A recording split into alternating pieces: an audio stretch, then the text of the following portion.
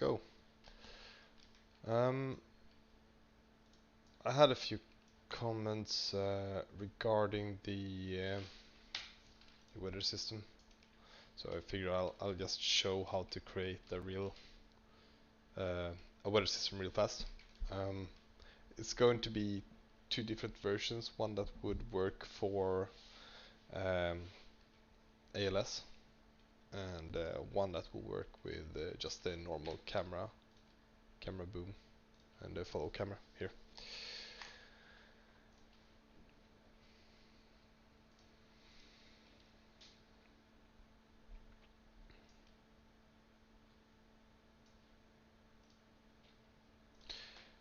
Great, so the first thing I'm gonna do is to create a new actor, and I'm going to name it BP underscore weather activation trigger, or just weather activation is fine. This one is going to be the main thing that actually triggers the weather, so I'm placing it there.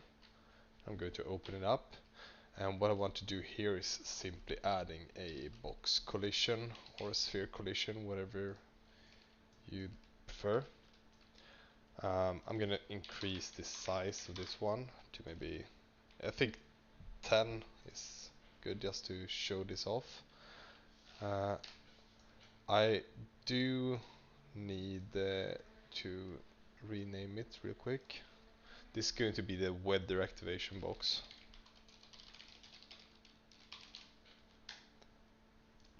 Like so. I am going to drag the component out into the event graph, and then I'm going to click the on component begin overlap and end overlap.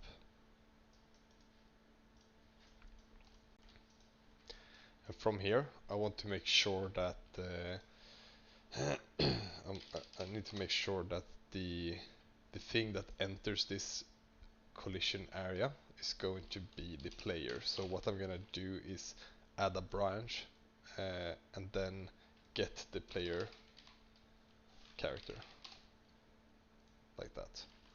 So every time the player walks into this area, the other actor is going to be returned true, because it will try to get the player character, and that will turn out to be true, and then we can continue with the code. And the same for leaving. So we don't want to deactivate the weather if, let's say, a enemy character leaves, for example. So that's the first part, and the second part is going to be opening the character blueprint. In this case, it's the third person character.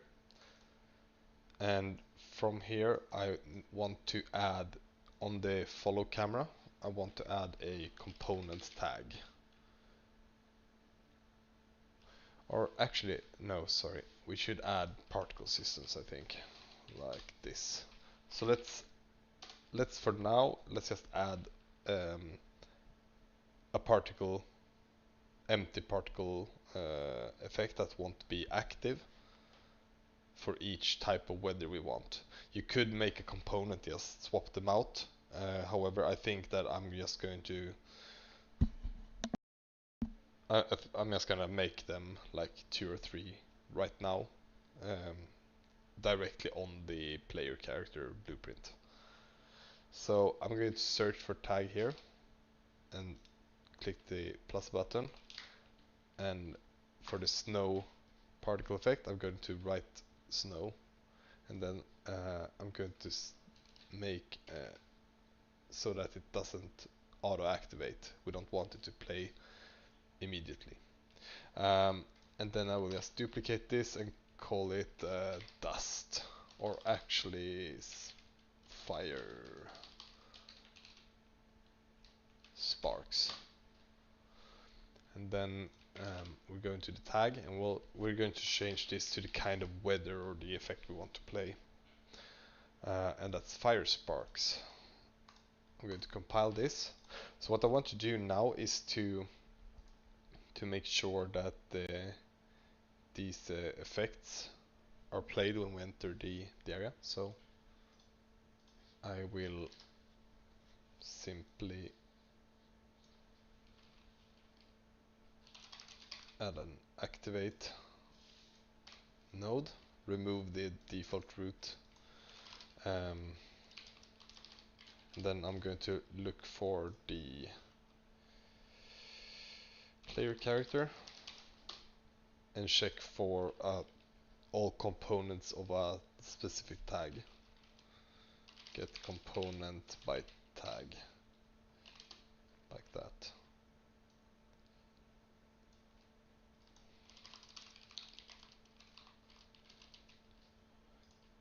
And then just connect that one there. The component class, we can change it to particle. And what I want to do here is to promote the variable for the tag so that we can change this whenever we place it in the world. So I'm going to change the variable name to weather tag and then click the I on the left here. And then we compile this. So what should happen now is that I just clicked the reset boolean. So we see the cube here, and we have the weather tag on the right side here for the details. So if we write snow, save that, we should be able to add the snow here. And it should start playing the snow once we walk in. And since the snow has quite a high lifetime when we exit the area, it's gonna be there for a while and start fading out slowly.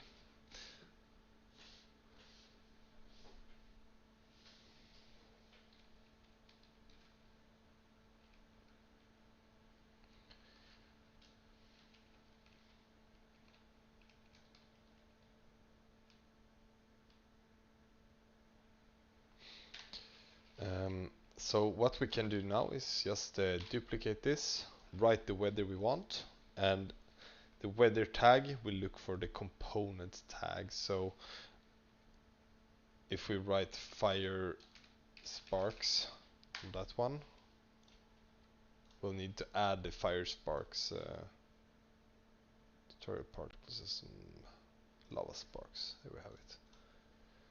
So this should be enough to activate that one as well, like so.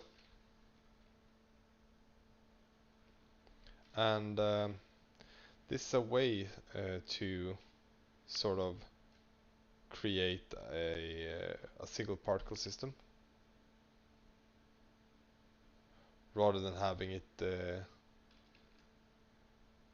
placed in like tens or maybe 50 particle systems across a forest or something like that. If you want a bunch of falling leaves, you can just create a little bit of intermittent spawning and such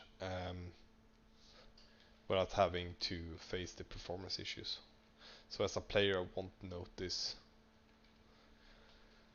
that too much as long as the particle systems aren't directly moved relative to the camera. And yeah, that's that. For the ALS version, so one thing I need to add here first, as realized, is the deactivation, which is just on the component end overlap. We just need to add the deactivate node, drag this one down, and it will deactivate. So kind of forgot to show that. Let's try it again.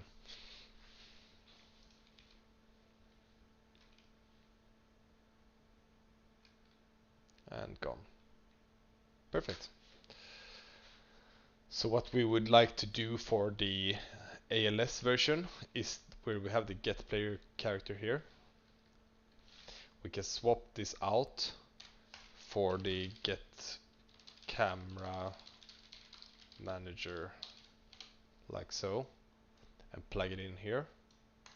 And then on the ALS camera manager blueprint, So I think that's literally what it's called actually. Um, Player camera blueprint. Hold on. Let me. It's called ALS Player Camera Manager.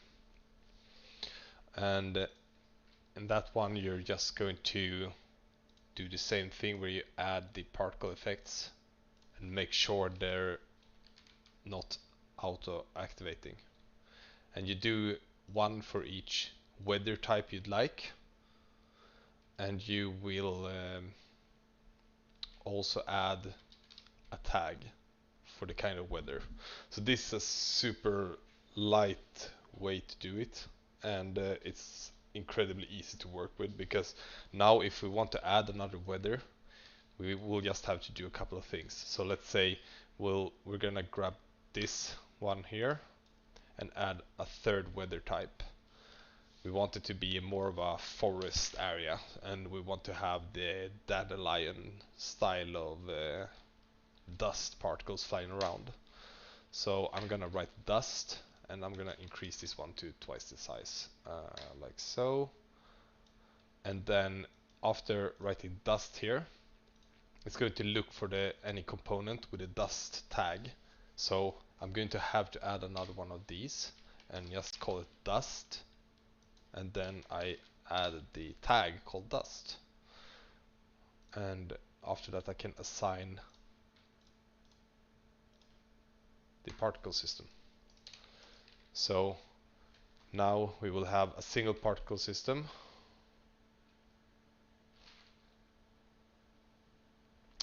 Not doing anything.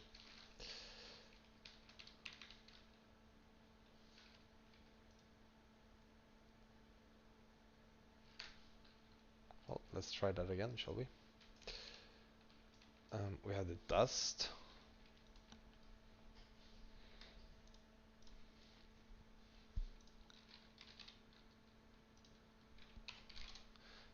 The dust tag. Did I do something stupid? Oh yeah, oh yeah, I was showing you the ALS version. So I'm just gonna grab the player character again. So what this thing is doing is look for the component on the player character. I accidentally changed it to the ALS version of doing it. So now it will activate. And now we can see the particle system activating. So it will drive a single particle system instead of having these spread out over an entire area.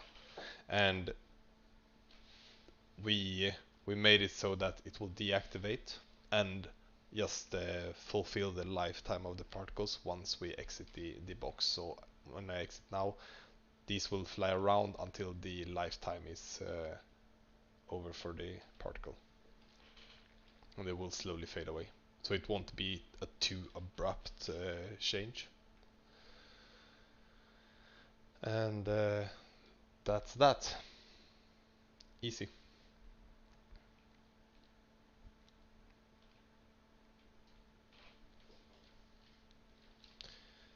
I'm just gonna end this real quick and start up the Lorne version.